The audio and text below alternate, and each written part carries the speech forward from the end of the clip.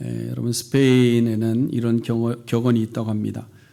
법은 왕이 원하는 대로 원하는 방식으로 행해진다. 법은 있으나 그 법이 왕이 원하는 방식으로 행한다, 이런 겁니다. 이 격언이 왜 생겨났는가 하면요, 12세기 초에 스페인을 통치하던 왕이 있었는데 알폰소라는 왕입니다. 알폰소 6세인데요. 이 사람이 별명이 용감한 왕 알폰소입니다. 그가 1077년에 스스로 자신을 전 스페인의 이제 황제라는 칭호를 선언합니다. 내가 이제 황제다. 절대적 군주를 자치하죠. 그리고 이제 절대 권력을 행사하기 시작합니다. 근데 당시에 이제 스페인의 예배 방식 때문에 이제 좀 혼란이 좀 있었습니다. 지금까지 전통적으로 지켜오던 예배 의식이 있었습니다. 고딕 전통이라고 있었는데 11세기에 이제 로마에서부터 전해진 새로운 예배 방식이 들어옵니다. 그래서 로마 전통이 새로 들어오는데 어떤 것을 택해야 되느냐는 겁니다. 어떤 예배를 따라가야 되느냐. 그래서 알폰소 왕이 둘 중에 하나를 선택해 달라는 요구를 받고, 그러면 두 예배서를 다 가지고 와라. 그래서 두 예배서를 가지고 옵니다. 그래서 두 예배서를 이 알폰소 왕이 불에다가 집어넣습니다. 이거를 두 개를 넣어서 살아남는 거를 따라가자. 이렇게 된 겁니다. 이제 두 개를 넣고 어느 정도 시간이 지난 다음에 두 예배서를 꺼내 봤더니 그 고딕 전통의 예배서는 남고 로만 전통의 예배서가 불에 타버렸다는 거예요. 그런데 잠시 후에 알폰소 왕이 이 고딕 전통의 예배서를 다시 불에 던져버린 겁니다. 그러면서 선언하기를 우리는 로만 전통 예배서를 따른다. 이야기는 처음에는 그렇게 안 해놓고 그냥 자기 마음대로 선언하는 겁니다. 근데 이것이 스페인의 법이 되면서 그동안 지켜왔던 고딕 전통의 예배서를 폐기해버리고 로만 전통의 예배서를 사용하도록 했다라는 겁니다. 그래서 그때부터 나온 말이 법은 왕이 원하는 방식으로 행한다, 이런 말이 나왔다는 것이죠. 근데 여러분, 스페인만 그런 것이 아니고 왕정 국가들, 그 다음에 군주제를 택하는 국가들은 거의 다 비슷하죠. 법이 있지만 사실은 법이 유명무실하죠. 왕이 곧 국가고 왕의 선언이 곧 법이었습니다.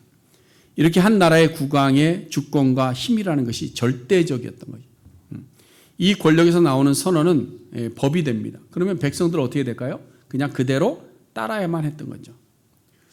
그런데 아이러니한 것이 뭐냐면 우리는 하나님 나라 백성입니다 라고 이야기를 합니다.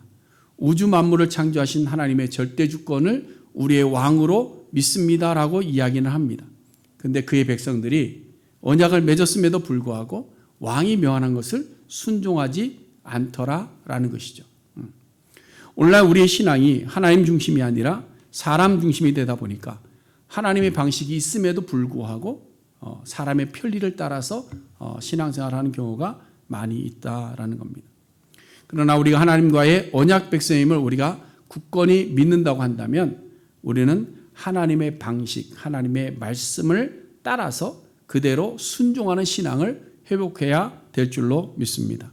오늘 본문도 하나님의 방식을 따르지 않아서 생긴 하나의 사건을 기록하고 있어서 이 말씀을 먼저 드립니다.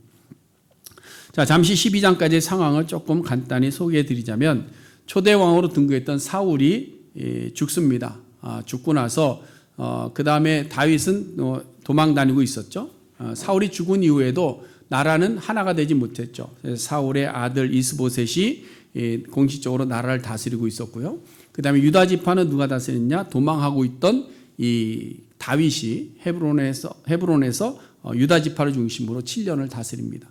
그러다가 이스보셋이 죽은 다음에 이스보셋 북쪽에 있던 모든 지파들이 헤브론에 있던 다윗에게로 와서 당신은 우리의 왕으로 섬기겠습니다라고 공식적인 즉위식을 갖는 것이 12장입니다. 그리고 나서 이제 오늘 13장이 시작되는데요. 그러니까 다윗 왕의 첫 번째 공식적인 왕정이 시작되는 거죠. 그래서 다윗은 왕정제도 아래에서 왕이라는 절대 권력을 가지게 됩니다.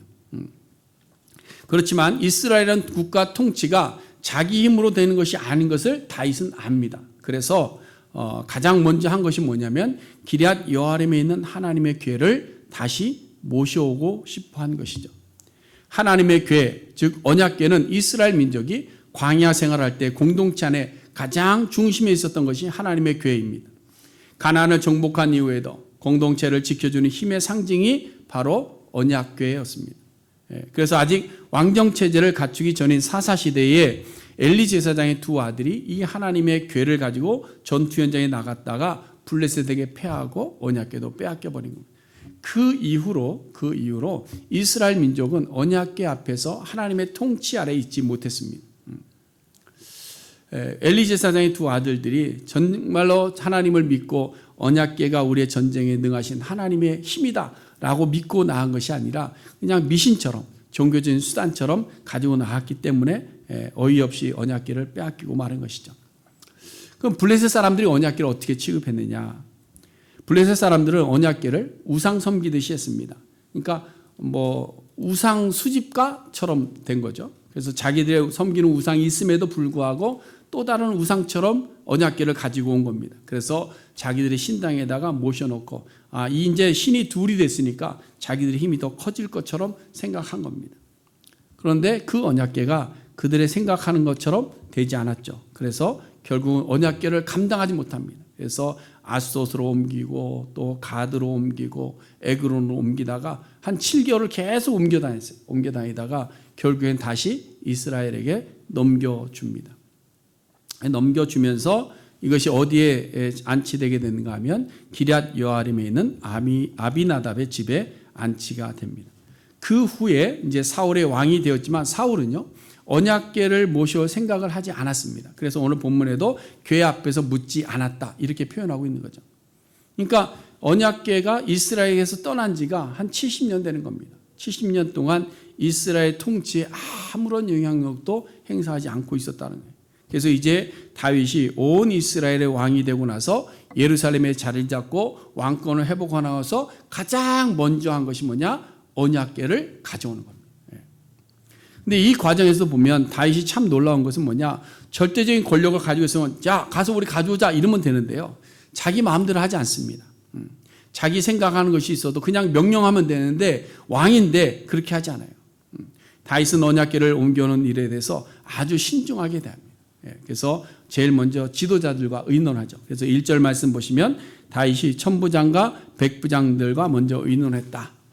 천부장, 백부장은 뭐냐면 1000명을 거느리는 그 장수고요. 100명을 거느리는 장수를 이야기합니다. 그러니까 지휘관들이죠. 이 지휘관들을 모아놓고 회의를 한 겁니다. 우리가 언약궤를 모으자.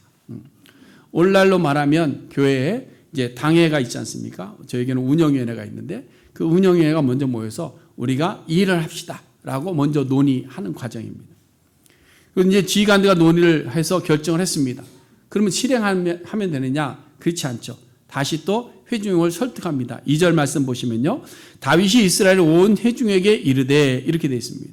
이것은 회중들도 같은 생각을 가져야 된다 이런 생각이죠.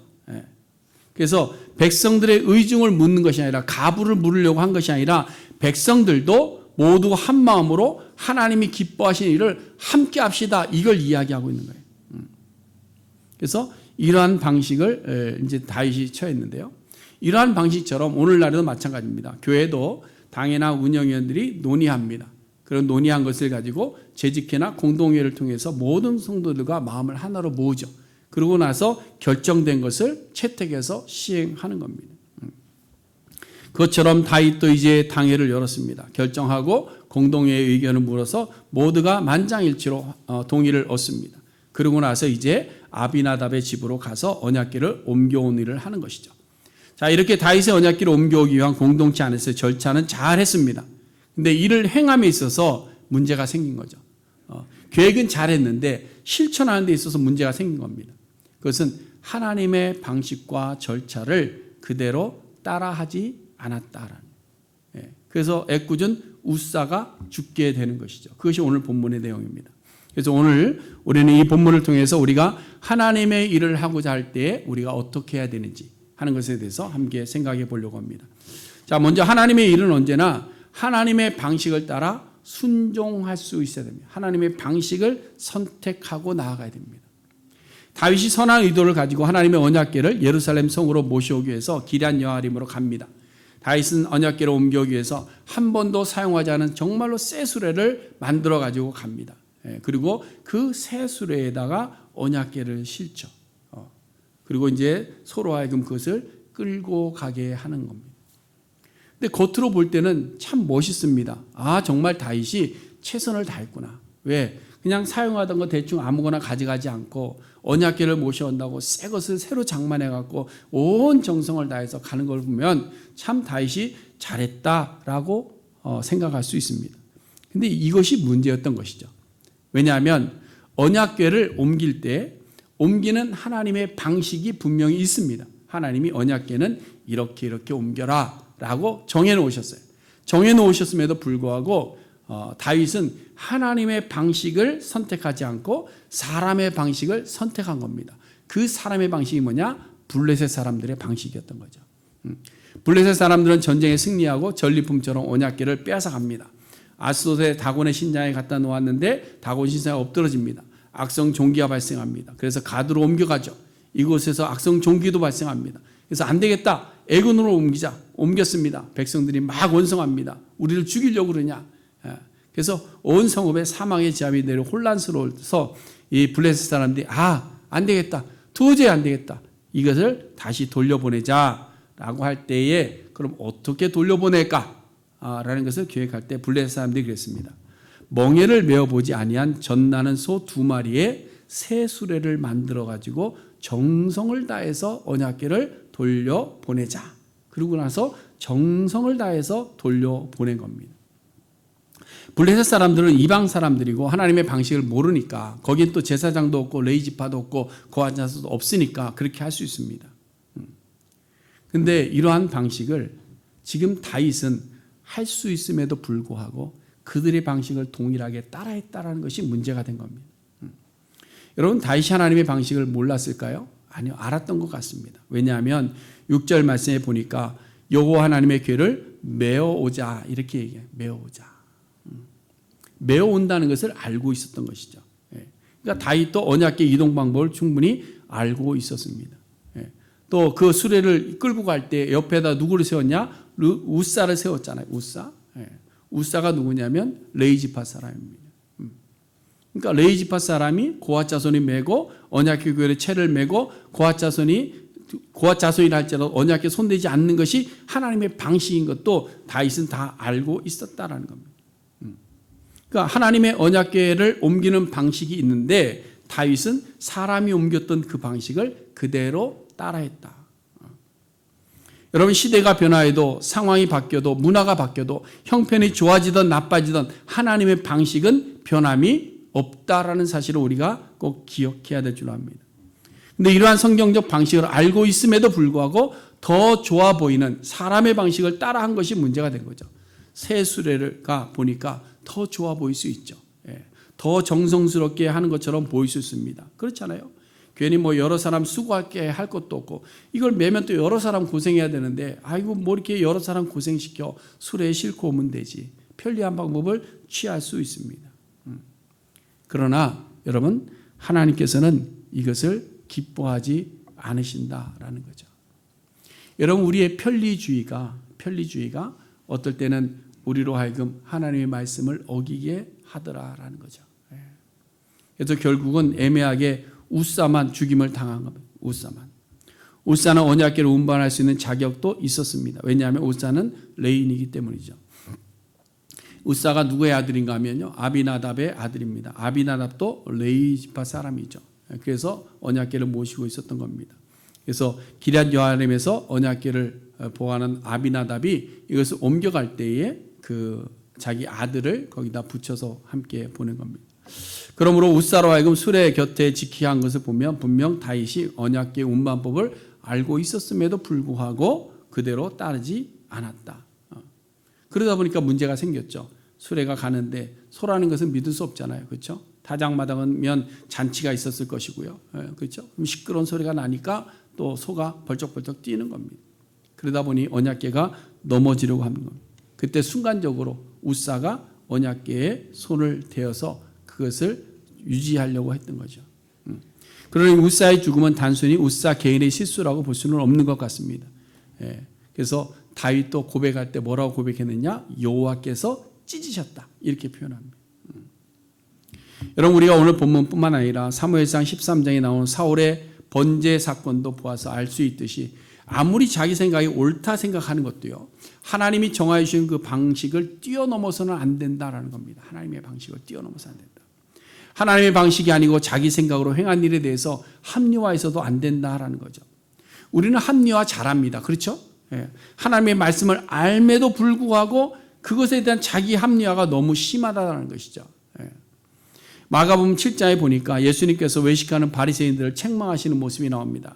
거기 10절에 보면 내 부모를 공경해라 라는 계명을 왜 너희가 지키지 않느냐라고 말씀합니다. 그때 그들이 핑계대는 것이 뭐냐? 고르반입니다. 고르반. 고르반이라는 말은 내가 하나님께 다 드리고 남은 것이 없습니다. 고르반, 내가 하나님께 드림이 되었다라는 거죠. 내가 이렇게 이만큼을 가지고 있는데 이것을 고르반입니다라고 가지고 나오면 이것은 내 손에서 떠난 겁니다. 하나님의 것이 되기 때문에 내가 할 수 없는 거죠. 그러니까 이 바리새인들이 우리 집에 있는 모든 물질 하나님 앞에 고르반으로 드렸습니다. 그래서 내가 부모를 공양할 돈이 없습니다라고 핑계한다라는 거죠. 근데 이러한 바리새인들을 향해서 예수님이 그렇구나 이해하신 것이 아니라 그들을 책망하시죠. 13절 말씀에 보면 너희가 전한 전통으로 하나님의 말씀을 폐하며 또 이 같은 일을 많이 행하느니라. 하나님의 말씀, 하나님의 방식보다 인간적인 편리함과 인간적인 방식을 앞세우지 말아라 이 말씀하는 거죠. 오늘날에도 보면 우리가 하나님의 방식을 따르지 않고 내 생각과 내 판단과 시대적인 흐름을 따라 생각하는 일들이 너무나도 많습니다. 염려함으로 그 길을 한 자나 더할 수 없으니 하나님께 다 맡겨라 하나님의 말씀입니다. 우리가 이 땅을 살아가는 방식입니다. 그런데 우리는 어떻게 합니까? 그 방식을 선택하지 않죠. 그 길을 한 자나 더할 수 없음에도 불구하고 우리는 염려함으로 살아갑니다. 하나님께 맡기지 못하고 사람에게 맡기고 살아갑니다. 그것이 오늘날 우리들의 현실입니다. 내 이웃을 내 몸과 같이 사랑하라. 이것이 제일 되는 계명이라. 내가 기뻐하는 신앙의 방식이다. 하나님께서 말씀하셨습니다. 그런데 오늘날 우리의 신앙은 뭡니까? 내 이웃을 내 몸같이 사랑할까요? 그렇지 않습니다. 모든 것이 내가 먼저고 내가 먼저 살고 내 배가 부르고 남으면 남는 것을 이웃을 돌아보지 내 모자람에도 불구하고 남을 돌아보지 않더라라는 겁니다. 그러면서 우리는 하나님 앞에 늘 기도합니다. 하나님 이것 부족합니다. 하나님 조금 더 채워주세요. 하나님 지금도 나이가 쓰기에 부족합니다. 더 좀 채워주세요. 하나님 더 많이 채우시면 하나님 일 많이 하겠습니다. 이야기합니다. 그러면서 하나님 앞에 계속해서 뭐예요? 내 주머니 채워달라고 복을 구하는 그런 방식을 우리는 선택하며 살아가고 있지 않습니까? 여러분, 하나님의 방식은 상황이나 형편을 고려해서 두신 부분도 있어요. 그렇죠? 고려해서 너희들이 없냐? 그럼 없는 사람들 이렇게 해라. 지금 못하냐? 그럼 나중에 해라. 이런 방법을 정해놓은 것도 있습니다. 그러나 하나님을 섬기고 신앙하는 방식은 우리의 형편을 따라하는 것이 아니라 하나님께서 정하여 주신 그 방식대로 하는 겁니다. 하나님 방식대로. 오늘 본문에는 나와 있지 않지만 다윗은 한번 실패했습니다. 실패한 후에 동일한 실수를 반복했느냐? 반복하지 않습니다. 15장에 보면 다윗은 오늘 13장에서 한번 실패했습니다. 하나님의 방식을 선택하지 않고 언약궤를 옮기다가 우사가 주는 것을 실패했습니다. 그런데 15장에 가보면 또다시 하나님 앞에 나아갑니다. 하나님 앞에. 그래서 15장에서 하나님 우리를 찢으셨다. 그러니 우리의 실수다라는 것을 인정하고 그 다음에 15절에 가서 보면 이렇습니다. 레위 자손이 채에 하나님의 꾀를 메어 어깨에 메고, 이제는 하나님이 정해주신 대로 레위 자손이 채를 만들어서 그거를 꿰고 레위 지파 사람들이 어깨에 메고 돌아왔다. 여러분, 우리는 실패할 수 있습니다. 그러나 그 실패가 성공의 어머니가 되기도 하지만 실패가 실패로 끝나기도 합니다. 실패가 성공의 어머니가 되면 어떻게 해요? 실패의 이유를 분명히 깨닫고 돌이켜서 올바른 방식을 선택하고 갈 때에 성공의 길을 갈 수 있는 겁니다. 신앙도 마찬가지입니다. 다윗은 세술에 씻고 오려 했던 실수를 깨달았습니다. 하나님의 방식을 찾았습니다. 그럼 어떻게 될까요? 그 방식으로 나아가는 거예요.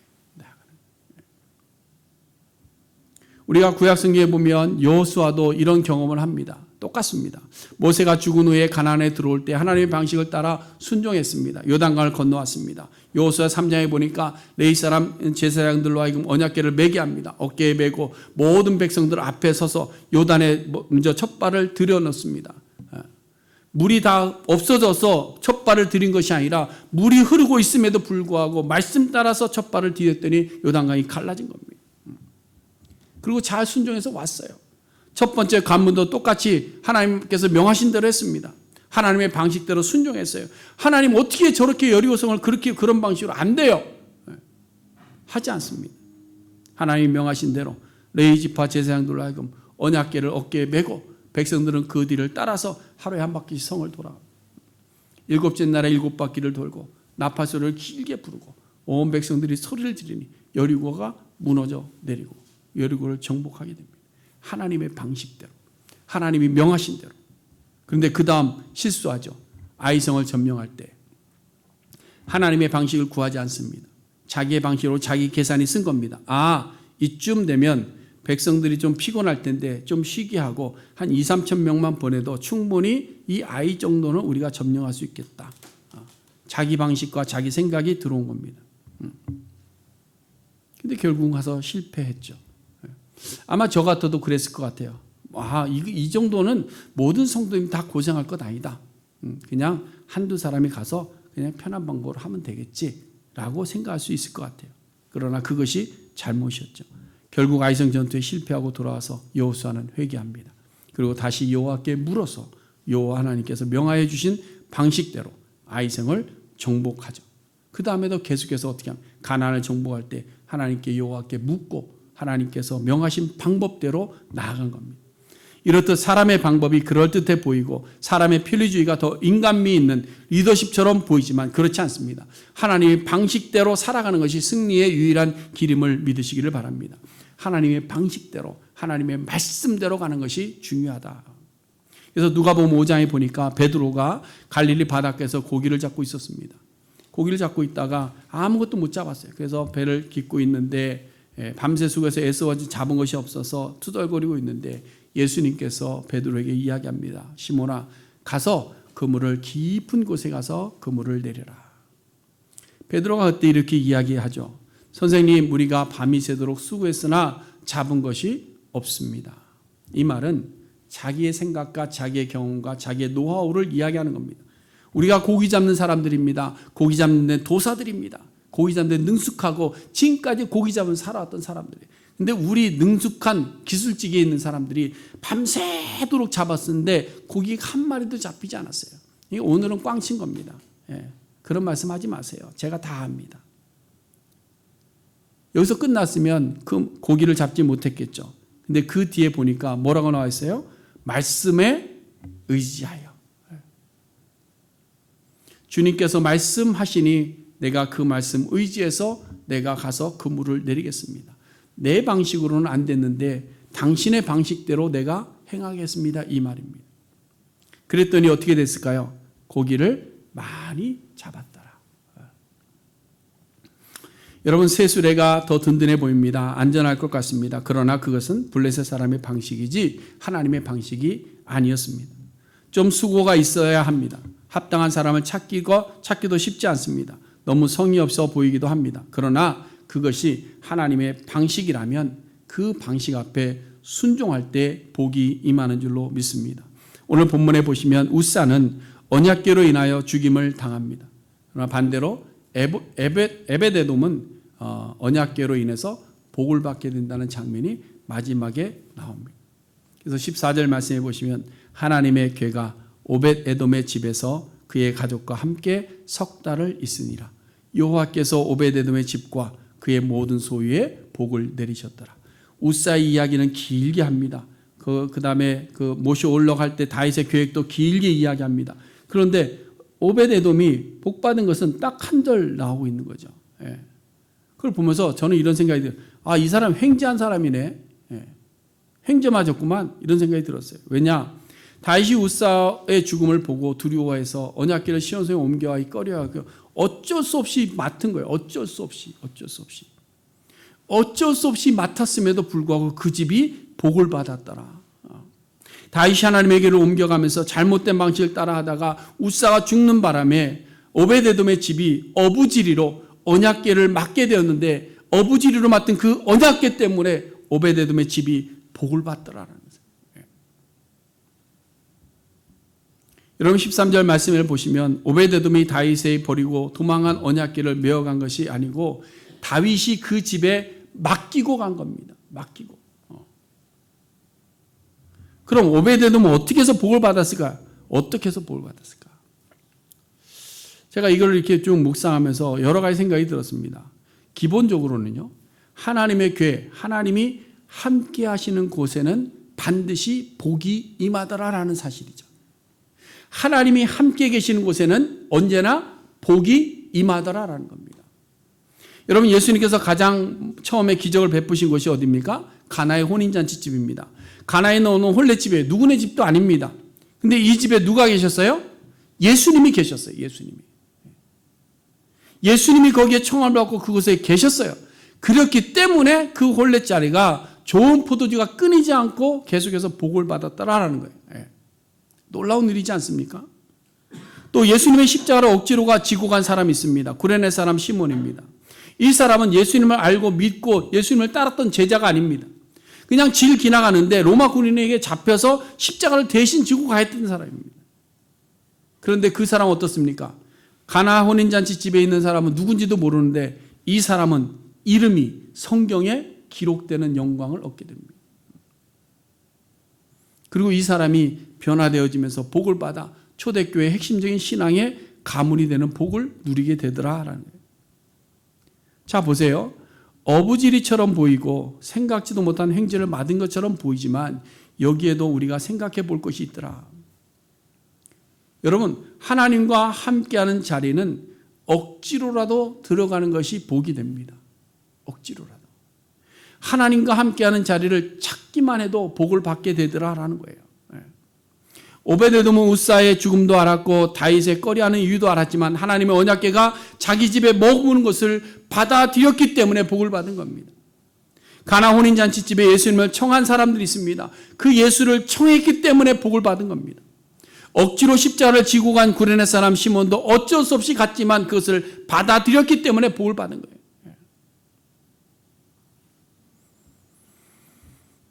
그리고 또 한 가지는 하나님의 함께하는 자리에 내가 있어야 복을 받는다는 거예요. 하나님의 자리. 여러분, 오늘날 우리가 예배를 사모해야 되는 이유가 여기에 있습니다. 여기에. 여러분, 억지로 끌려서라도 예배는 올라오세요. 하나님을 만나는 자리가 이 자리이기 때문에 그렇죠. 말씀을 연구하는 자리가 있으면 억지로 끌려서라도 가세요. 함께 기도하는 자리가 있으면 억지로 끌려서라도 가세요. 청할 사람이 있으면 청해서 함께 기도하시고 말씀을 묵상하세요.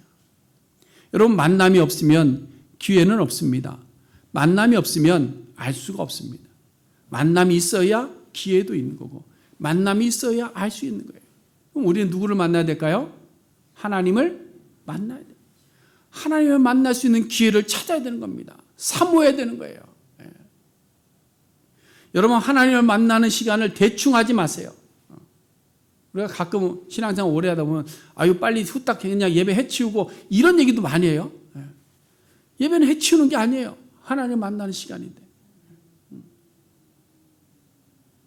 만남을 소중히 여기고 만남의 기회 앞에 우리가 참여해서 어떻게든지 우리의 귀를 열어서 하나님의 음성을 들으려고 하고 하나님을 만나려고 하고 하나님을 알아보려고 하고 예수가 누군지를 알려고 애쓸 때 그곳에 하나님의 복이 임하는 줄로 믿습니다.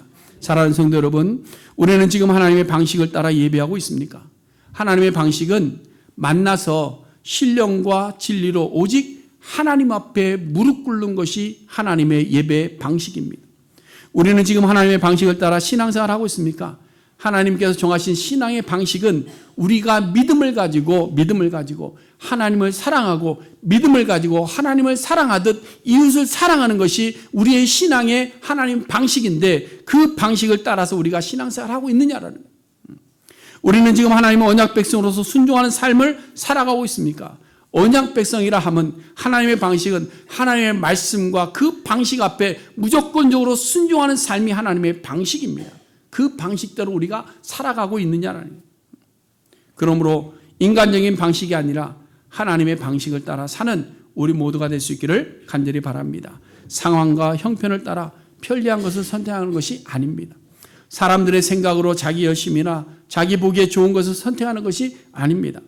억지로라도 기회가 되는 대로 예수 그리스도 안에 머물러 있고 오직 그분을 따라가는 삶을 살 때 우리에게는 하나님의 놀라운 은혜와 복이 임하게 될 줄로 믿습니다. 기도하겠습니다.